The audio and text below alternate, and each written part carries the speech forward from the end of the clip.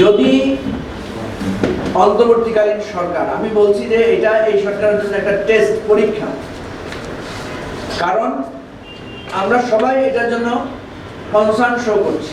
আমি প্রথমে বলেছিলাম যে রমজান আসলে একটা চক্র সক্রিয় হয় যে কিভাবে দ্রব্যমূল্য কৃত্রিমভাবে বাড়ানো যায়, এবং আরেকটা চক্র সক্রিয় হয় কিভাবে জননিরাপত্তা বিঘ্নিত করে মানুষের জনজীবনকে ক্ষতিগ্রস্ত করা যায়। এই প্রত্যেকবারে আমরা দেখেছি এগুলোর পেছনে যারা জড়িত থাকে এরা সরকারি দলের লোক হয়। সরকারি দলের প্রশ্রয়ে কিংবা সরকারি দলের কোনো না কোনো ধরনের ইনডাইরেক্ট ডাইরেক্ট প্রশ্রয়ে সহযোগিতায় এই ধরনের চক্র, অপরাধী চক্র এবং দ্রব্যমূল্য বৃদ্ধির চক্র কাজ করে। এবার একটা ইউনিক টাইম আমরা পেয়েছি যেখানে কোনো দলীয় রাজনৈতিক দলীয় সরকার না, এটাকে আপনি নিরপেক্ষ সরকারও বলতে পারেন, আবার এটাকে সর্বদলীয় সরকারও বলতে পারেন। এটা কোনো পার্টিকুলার দলীয় সরকার না।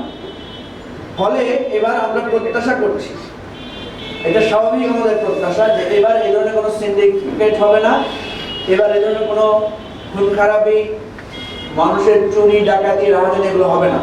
অর্থাৎ এবারের রমজানটা হবে অতীতের 10, 15, 20 বছরের ইতিহাসে সবচেয়ে শান্তিপূর্ণ রমজান, যেখানে মানুষ শান্তিপূর্ণভাবে ইবাদত বন্দেগী করে রমজানের যে পবিত্রতা, রমজানের যে শান্তিপূর্ণ সময় সেটা রক্ষা করতে পারবে।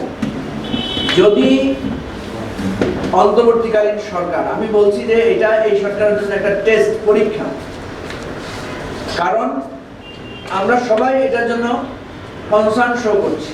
আমরা অনুরোধ করছি যে আপনারা আগে থেকে ব্যবস্থা নেন। আপনারা জানেন যে থানা ভিত্তিক কারা ছিনতাইকারী, কারা এই সমস্ত অপরাধ করে, কারা চাঁদাবাজি করে, কারা এই সমস্ত জায়গায় দ্রব্যমূল্য বাড়ানোর জন্য নানা ধরনের চাপ প্রয়োগ করে, এদের কম বেশি সবাই আমরা জানি। সামাজিকভাবে সহযোগিতা করলে এদেরকে ধরাও যাবে।